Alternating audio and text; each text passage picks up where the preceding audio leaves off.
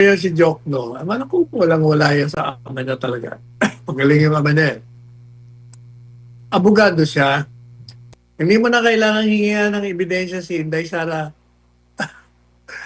Wala nang ebidensya eh. Kung abogado ka, titingnan mo lang yung mga ground. Ano bang ground? Number one, confidential fund. Napakasimple eh. Di ba pinaliwanag natin? Bakit mo gagamitin ground yan? Wala namang irregularidad sa paggastos niyan. Mismong Commissioner on Audit, nagsabi na walang irregularidad. Pangalawa, sabihin mo, hindi, kasi mga tumanggap ng pera, hindi naman mga tunay na tao. Mga huwad ang mga pangalan. O yun, kung abogado kang marunong, dapat iintindi mo yung nature ng confidential funds na hindi mo talaga po pwedeng ipaalam kung sino ang tumatanggap noon. Kasi yun ang mga kalaban na nagbenta ng kanilang mga organisasyon. Yun ang pinagkukunan mo ng impormasyon para talunin mo mga kalaban sa Estado. Pangatlo, ano ba yung ground? Hindi naman nagbanta. No, yung pagbabanta. Yes. Gaya nga ng analogy ni Bokso tayo, hindi naman po pwede yun. Matagal na ho natin sinabi, di ba? Una pa lang tanong sa akin ng mga reporters, paano magkakaroon ng pagbabanta yan? Pagbabanta galing sa patay? Threat from the grave? Mangyayari lamang yung banta kung patay na siya o nasa ang krimen. Walang krimen. Yun din namang isa na iniisip niyang pupugutan niya ng ulo. Imahinasyon lang nga yun. Madali sabi, kung hindi yun isang krimen, paano yun magiging impeachable ground? Yun ang tinatawag na sentido común. Kaya, hindi, nako, kung sa totoo lang, yung mga complaint na yun, kahit na hindi mo sagutin, kung matino ang maghuhusga, ay dismiss ka agad yun.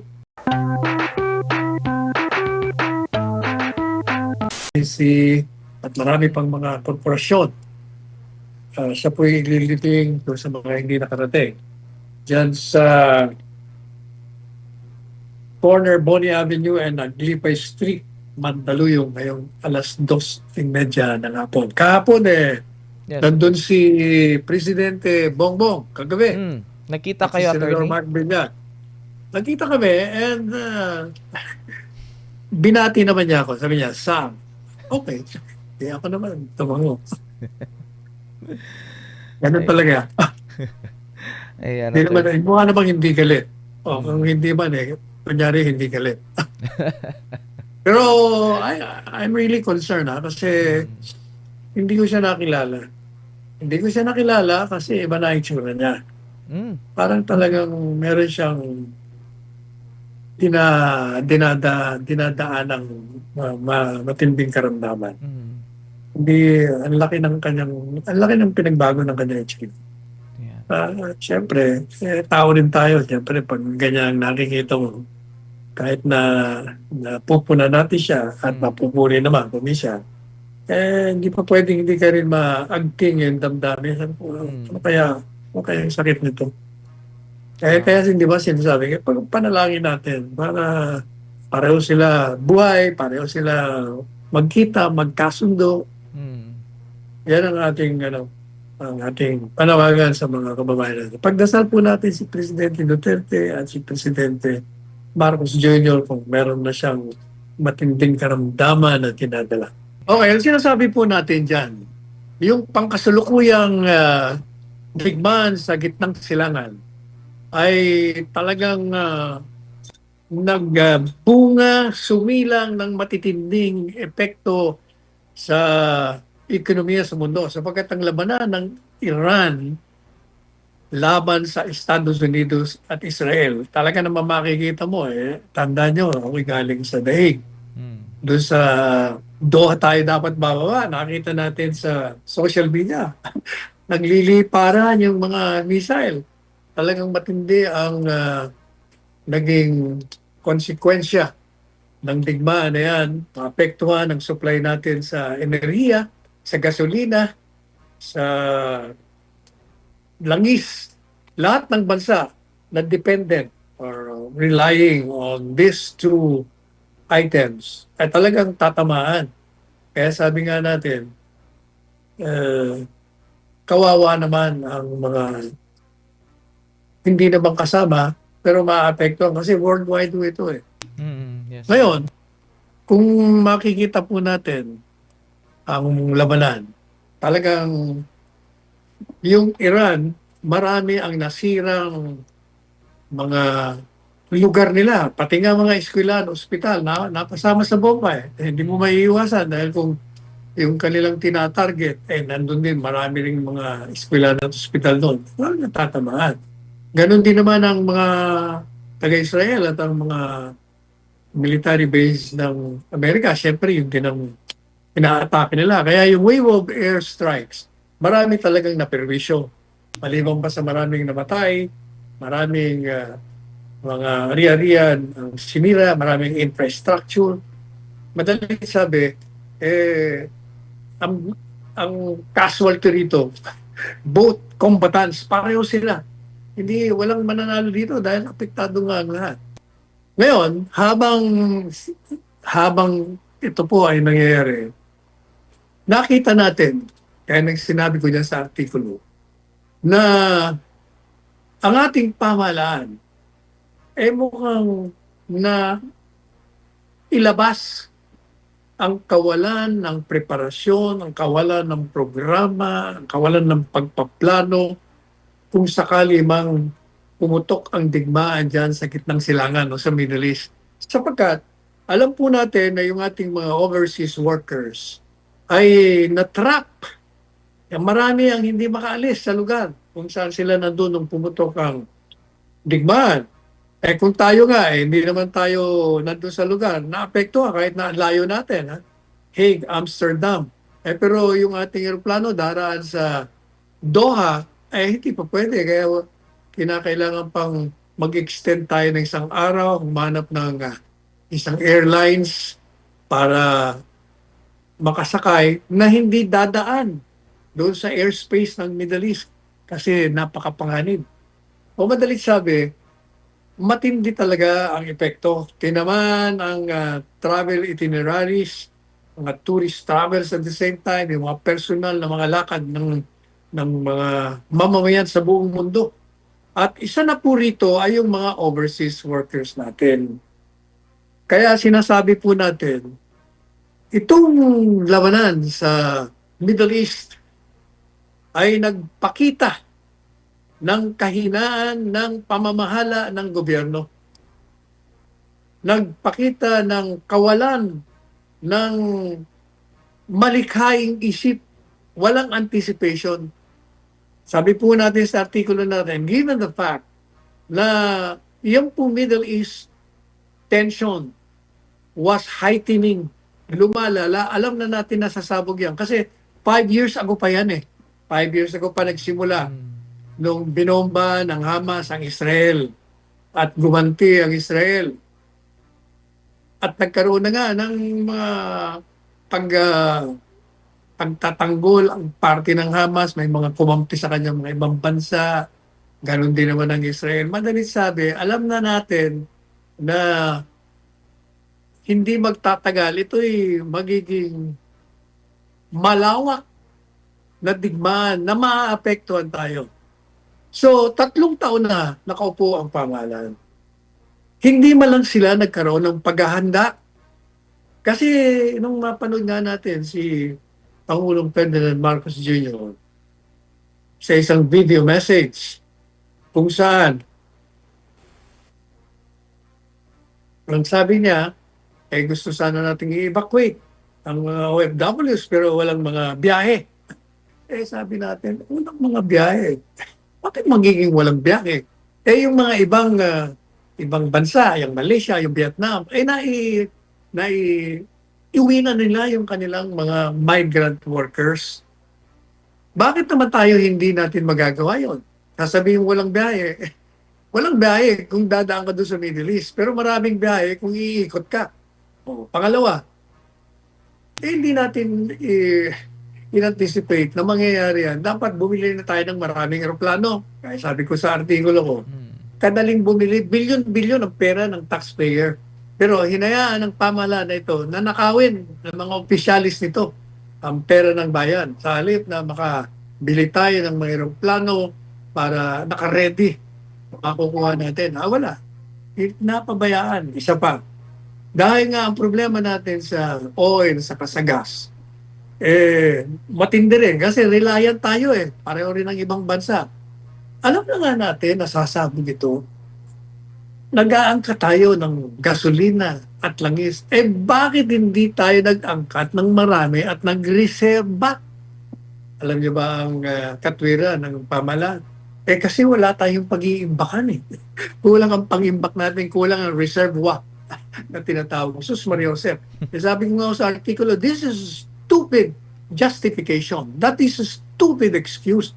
Kasi kung ang problema mo lang, walang imbakan, di gumawa ka ng imbakan, saan naman meron kang lalagyan ng langis at gasolina. Kahit na sumabog yan, mayroon tayong nakareserba dyan. Kahit na ilang buwan pa yan, may magagamit tayo. So ngayon, yan ang problema. Kaya nagtataasan ang presyo ng langis kasi nga, mawawalan ng reserba ng supply ng gasolina at gas. Yan ang sinasabi natin na itong Middle East war, exposes the ineptness, the incompetence of the present government. Kasi kung malikain ka, naisip mo na yan, madaling gawa ng paraan mo yan lahat. Pero yun, sasabihin ng presidente sa video message niya, kaya nag-react tayo Sabi nga, meanwhile, maghanap muna kayo ng mga masisilungan yung kayo hindi manganganib. Meron yan. These OFWs have been thrown to the wilds. Kung baga, bahala kayo sa buhay nyo. Di ba yung ganun? Bakit pa tayo nagkaroon ng gobyerno? Kung hindi mo mapapangalagaan ang mga mamamayan mo na nagbibigay ng mga dolyares, taon-taon na nakakasalba sa ating ekonomiya. Yan ang dahilan kung bakit gumawa tayo ng artikulong ganito. Paragraph. Yan ang sinasabi natin. Yes. Bago yan, yung bandang huli na yan. Sa halip po na nagkaroon ng earlier plans, yung hindi pa nangyayari yung pagsabog ng lingman, gumawa na sila ng kaparahanan, mga plano, programa, kung saan pwede nilang tulungan ng ating mga OFWs. Ang ginawa po nila, kung mapapansin nyo, sa unang taon pa lang, nagsimula na silang maglunsad ng black propaganda paninira kay Inday Sara. Naglunsad sila ng impeachment. At yung mga naririyan sa Kongreso, pati na yung mga dating magkakalaban, nagkakutsabahan sila, yung kaliwa, yung dilaw. Dahil yung isang kamag-anak ng presidente dyan, si Martin, gusto maging presidente. So, alam nila na si Inday Sara, malakas na kandidato yan sa Panguluhan. Kaya sinimulan nilang siraan yan. At dinagdagan pa nga nila, pagkatapos silang inumpisan siraan, mag-file ng impeachment, at na mabuti na lang, napawalang bisa ng Korte Suprema. Ito namang si Presidente Duterte, ang inatupag nila. Pinaaresto nila, diniti nila sa Villamor Air Base, at pagkatapos kinidnap nila, isinuko nila sa International Criminal Court na wala namang jurisdiction sa atin. At yun, yung paggawa nilang yun, di naman mangyayari po yun kung walang pag-a-aproba ang presidente ng bansa. Walang mangyayari dito sa ating bayan, kaugnay sa pagpapatapon ng isang mamamayan, kung hindi papayag ang presidente. At sabi natin, ginawa niya ito'y labag lamang, hindi lamang sa saligang batas, kundi ito'y labag sa ating soberentiya. Kasi tayo isang malayang bansa. Pero ipinagkanulo natin, isinuko natin ng isang mamamayan na nakademanda supposed to be ng libo-libong pagpatay sa mga kapwa niya Pilipino. Pilipino ang biktima. Pilipino ang inaakusan. Sa Pilipinas nangyari, pagkatapos ng lilitis ay ang dayuang bansa o dayuang institusyon o hukuman. Saan ka naman nakakita? Ito lang kitang-kita mo na kagad na mali. Mali. Kahit anong tingin mo. Hindi lamang yan, pati yung Rome Statute na lumikha ng International Criminal Court. Eh, ang laki ng kaliwanag na itinakda ron na bago mo dalhin sa amin yang inaaresto mo dyan sa bayan kung saan siya naroon, kailangan ipadaan mo sa lokal na hukuman. Pati sila, yun ang sinasabi, hindi rin natin sinunod. Kasi nakipagkutsyabahan nga, itong mga opisyalis ng gobyerno, yan, sila Remulyang yan, sila, sino pa yun? Yung PNP chief, si Toring yan, lahat sila dyan, nagkakutsyabahan sila. And of course, kahit naman magkakutsyabahan niya, kung walang approval ng presidente ng bansa, hindi matutuloy yan. Pero he opted to order. In order niya naman, hindi pa pwedeng hindi in order. Yung mga excuses ng mga Interpol, yun ay kabalbalan. Kaya lang Interpol, coordinating agency lang yan. Walang kapangyarihan yan. At kailangan, makiusap muna sila. Makiusap sa pamahalaan na tulungan sila mag-aresto. Sino mag-aresto? Hindi, police din natin. Madalit sabi, makaka-aresto ba yan kung walang order ang PNP chief? Makaka-order ba ang PNP chief kung walang order ang commander-in-chief na presidente? Ganun lang ako kasimple yan. Kaya, yung lahat na yan, yung paninira kay Inday Sara, yung impeachment na yan, na ngayon ay inulit na naman nila, at yung pananatili sa kakulungan ng isang mamamayang Pilipino, hindi lang isang ordinaryong mamamayan. Ito yung naging presidente ng 6 na taon, naging alkalde ng maraming taon, naging piskal, maraming ginawa sa ating bayan, minahan ng ating mga kababayan, maraming legacy ang iniwan. Yun, nandun siya, nag-iislam. Tinanggal ng puwersahan dito sa ating bansa. So, kaya sabi natin, sa halip ba na kayo nagkaroon ng tunay na pagmamahal, malasakit sa ating mga kababayan na nasa abroad, di sana hindi tayo nagkakaproblema. Pati ang ginagawa nilang investigasyon. Hindi ba sabi ko sa artikulo ko? Itong kongresong ito, napaka-useless din. Wala nang ginawa kundi mag-investigasyon. Pero sa investigasyon na ginagawa nila, pinagtatakpan nila yung mga dapat na ikulong, dapat na idemanda. Kaya, di ba? Tingnan nyo, yan si Lacson, yan si Soto. Tinuturo si Presidente na involved, tinuturo si Martin na involved, hindi pa nga nag-iimbestiga. Hindi. Walang ebidensya. Inosente yung mga yan. Si Saltico, ganun din. Saan ka naman nakakita? O kaya sila ay umaani ng batiko sa ating mga kababayan. Ayan ang kadahilanan. Pero sabi nga natin, yung bandang huli, basahin mo yung aking huling paragraph. Sinasabi po natin, sa halip na sana'y nanatili siya rito sa Pilipinas, gaya yan, may sakit pa nga, gaya na sinabi ko sa inyo kanina, minabuti niya pang lumipat doon sa Nueva York, magsalita ron sa United Nations, na hindi naman kailangan, sapagkat meron tayong Philippine Ambassador to United States, meron tayong sekretaryo ng Foreign Affairs, pwede lahat na ibigay niya yun.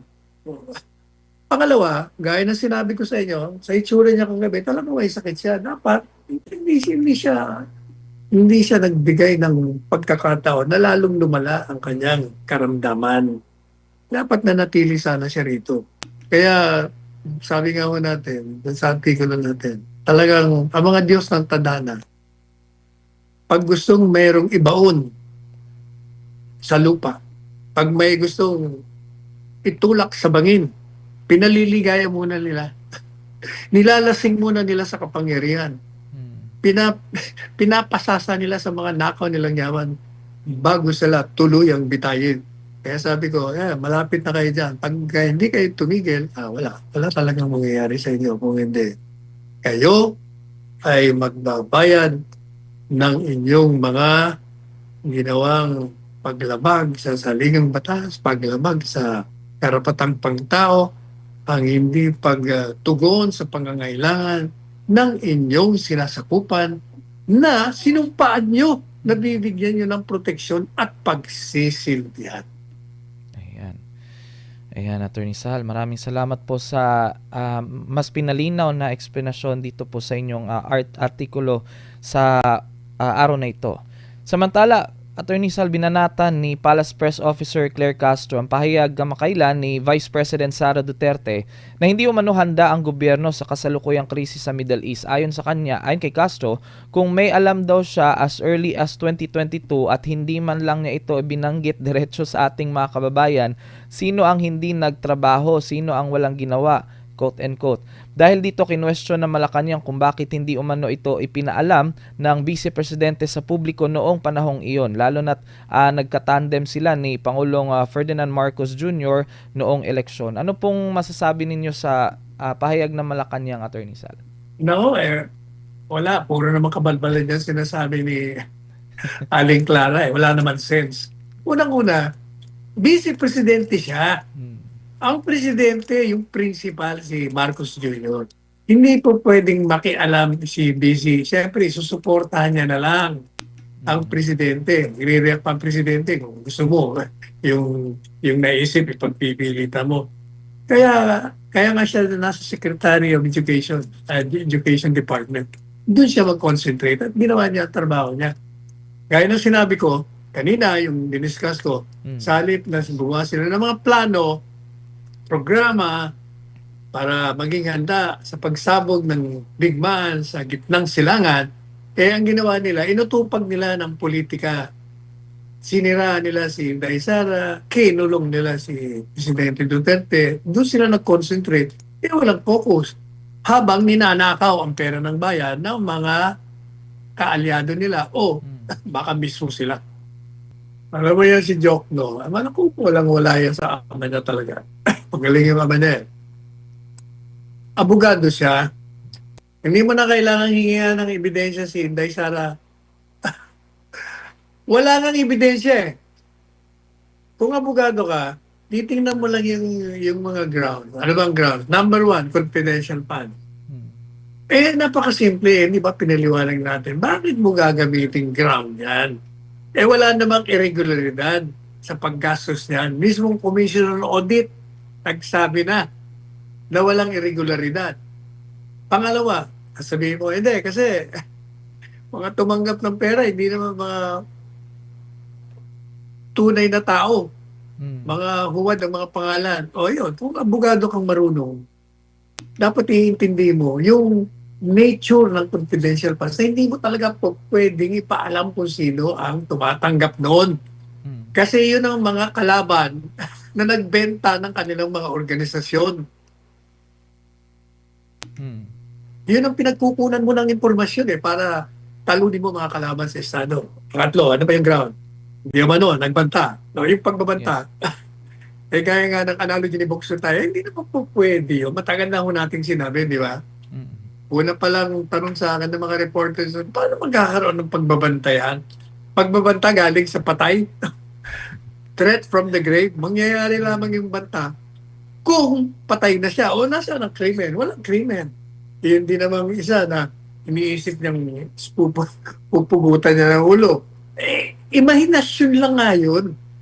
Madali sabi, kung hindi yun isang krimen, paano yun magiging impeachable ground?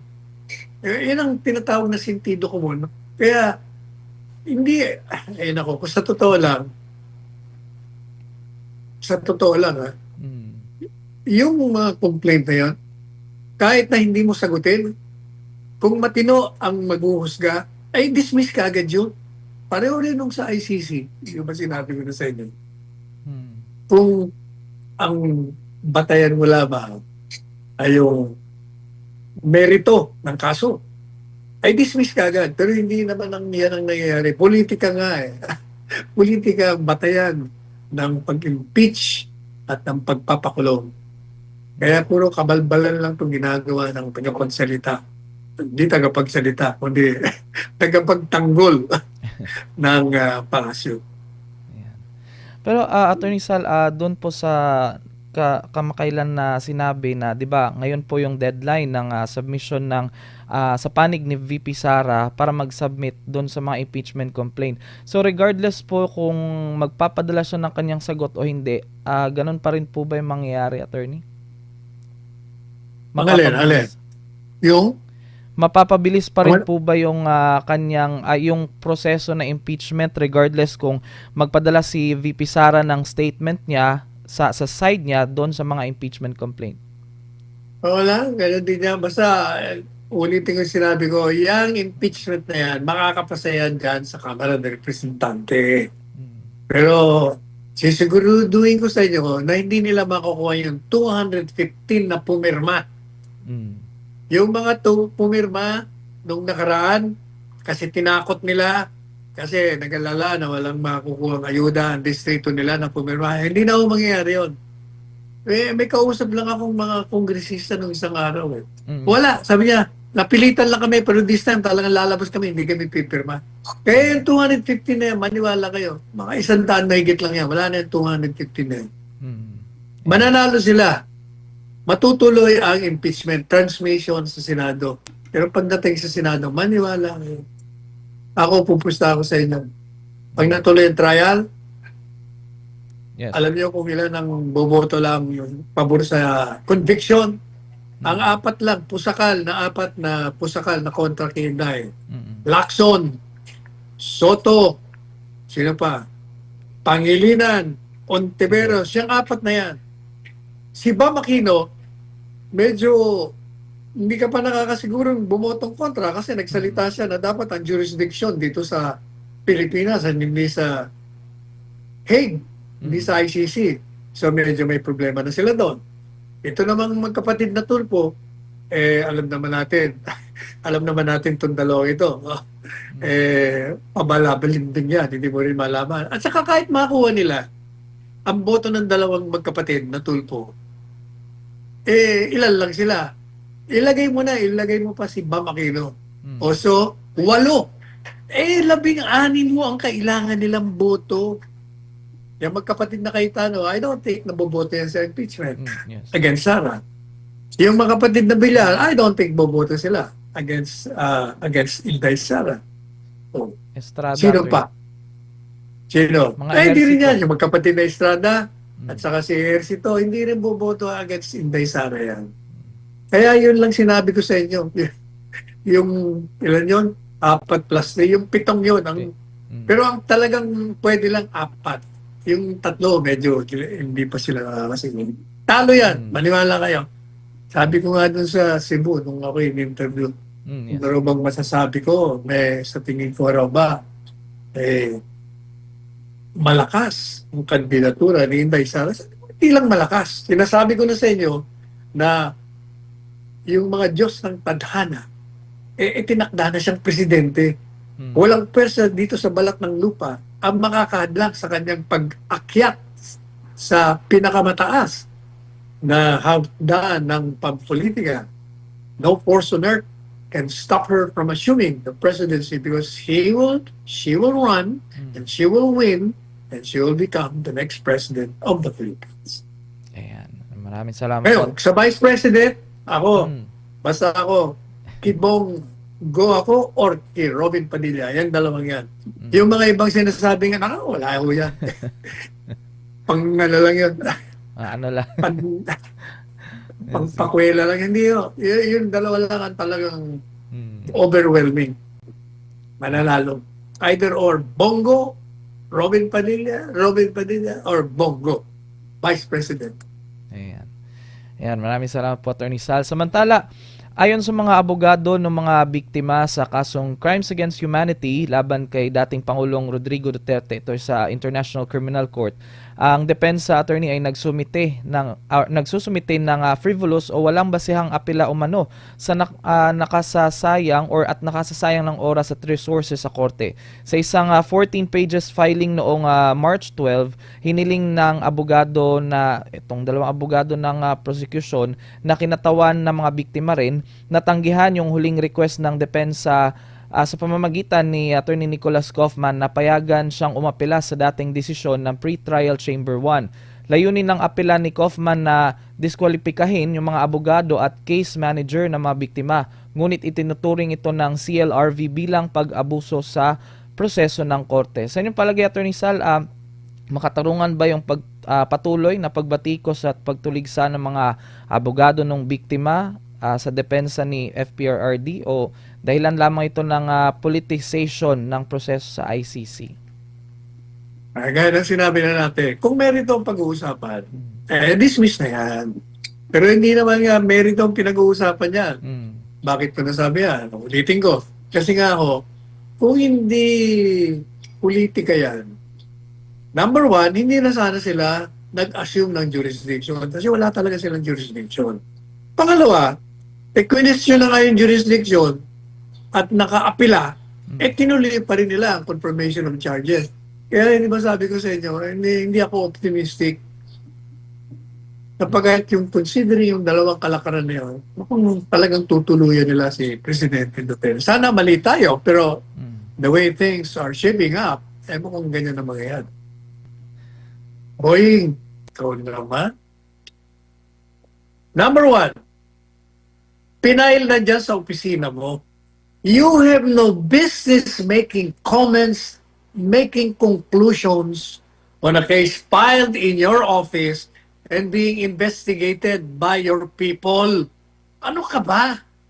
Napaka-basic niyan. Hindi ka dapat magbibigay ng mga conclusion mo. Sinisira mo na, iniimbestigahan pa lang nga eh. Number one yan ha. Number two. Yes, sir. Tandaan mo, yung 18 yun, ha? Na sinasabi mo na, yung 4 sa kanila, hindi naman pala ganito, yaki-deak, hindi naman pala security, hindi pinag-uusapan yun. Ang pinag-uusapan, totoo ba ang mga sinabi nila? Bakit ko sinasabing may bahid ng katotohanan? Binabalidate nila yung sabi ng boss nila. Ang nauna dyan na nagkwento sa mga delivery niyan ay si Saldico. Siya mismo nagsabi na nag-deliver siya.